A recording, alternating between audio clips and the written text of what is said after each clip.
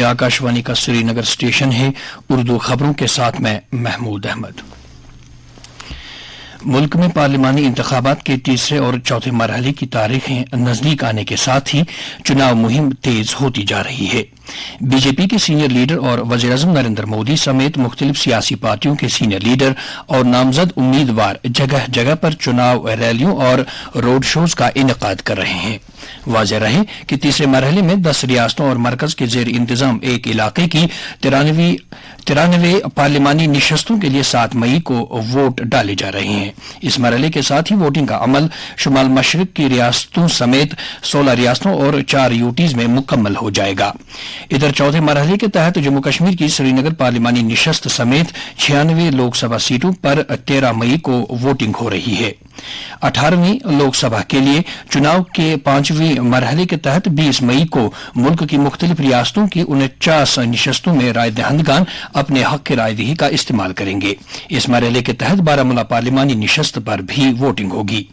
چھٹے مرحلے کے تحت 6 ریاستوں اور مرکز کے زیر انتظام ایک علاقے میں 57 لوک سبھا سیٹوں پر 25 مئی کو ووٹ ڈالے جائیں گے۔ اس مرحلے میں اننت ناگ راجوری نشست پر بھی ووٹنگ ہوگی۔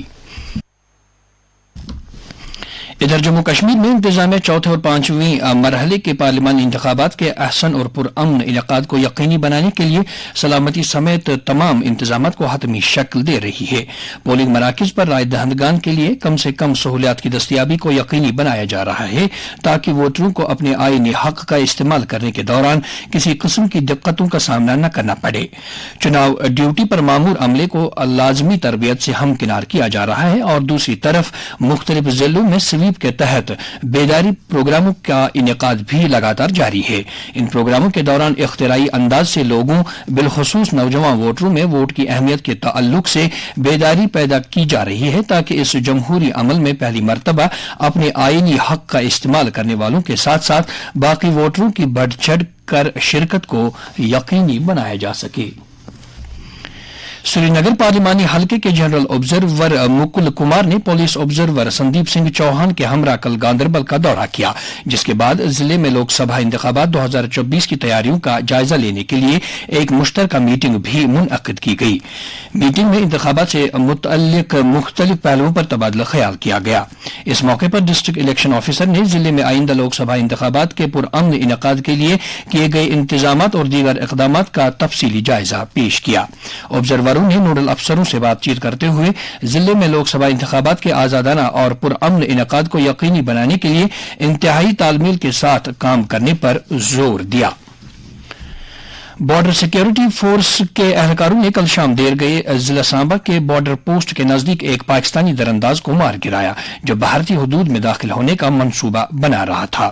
آکاشوانی جموں کے نامہ نگار نے اطلاع دی ہے کہ کل شام 8:30 بجے بی ایس ایف کی 125ویں بٹالین کے اہلکاروں نے سرحد پر ایک مشتبہ شخص کی نقل و حرکت دیکھی، جس کے بعد اسے روکنے کی کوشش کی گئی، تاہم یہ شخص سرحد کی طرف پیش قدمی کرتا رہا، جس کے فوراً بعد فوجیوں نے اس پر گولیاں چلائیں اور وہ وہیں مارا گیا۔ واقعے کے بعد اگرچہ پاکستان کی جانب سے کوئی جوابی فائرنگ نہیں کی گئی، تاہم واقعے کی اطلاع ملتے ہی بی ایس ایف اور سیکورٹی ایجنسیوں کے اہلکار جائے واردات پر پہنچ گئے اور صورتحال کا جائزہ لیا۔ چیف سیکرٹری اٹل ڈلو نے جموں کشمیر کے تمام اضلاع میں جل جیون مشن کے تحت مستفیدین کو نل کنیکشن فراہم کرنے کے اقدامات کا جائزہ لیا۔ چیف سیکرٹری نے مختلف اسکیموں پر کام کی پیش رفت کا بھی جائزہ لیا اور جون 2024 تک درجست لیے گئے ان کاموں کو مکمل کرنے کی ہدایت دی۔ سیکرٹری صحت و طبی تعلیم ڈاکٹر سعید عابد رشید شاہ نے اسٹیٹ ہیلتھ سوسائٹی اور نیشنل ہیلتھ مشن کی ایگزیکٹو کمیٹی میٹنگ کی صدارت کی، جس میں مالی برس 2024-25 کے لیے اسٹیٹ پروگرام امپلیمنٹیشن پلان کے تحت منظور شدہ سرگرمیوں پر عمل درآمد اور ڈسٹرکٹ ہیلتھ سوسائٹیوں اور دیگر عملانے والے اداروں کو فنڈز واگزار کرنے کے حوالے سے تبادلہ خیال کیا گیا۔ سری نگر اسمارٹ سٹی لمیٹڈ کے سی ای او ڈاکٹر اویس احمد نے کل کرن نگر بٹمال اور مومن آباد علاقوں میں سری نگر اسمارٹ سٹی پروجیکٹس کا ایک جامع جائزہ لیا۔ انہوں نے سری نگر کے رہائشیوں کے لیے شہری بنیادی ڈھانچے اور معیار زندگی کو بڑھانے کے لیے ان اسمارٹ سٹی پروجیکٹوں کی پیش رفت کو آگے بڑھانے کے لیے اپنے عزم کا اظہار کیا۔ ان کے ساتھ سری نگر میونسپل کارپوریشن اور سری نگر اسمارٹ سٹی لمیٹڈ کے عہدیدار بھی تھے۔ اور اب درجہ حرارت سری نگر میں رات کا کم سے کم درجہ حرارت 5.7 ڈگری سیلسیس جبکہ جموں میں رات کا کم سے کم درجہ حرارت 15.7 ڈگری سیلسیس درج کیا گیا۔ اس کے ساتھ ہی خبروں کا یہ بلیٹن ختم ہوا۔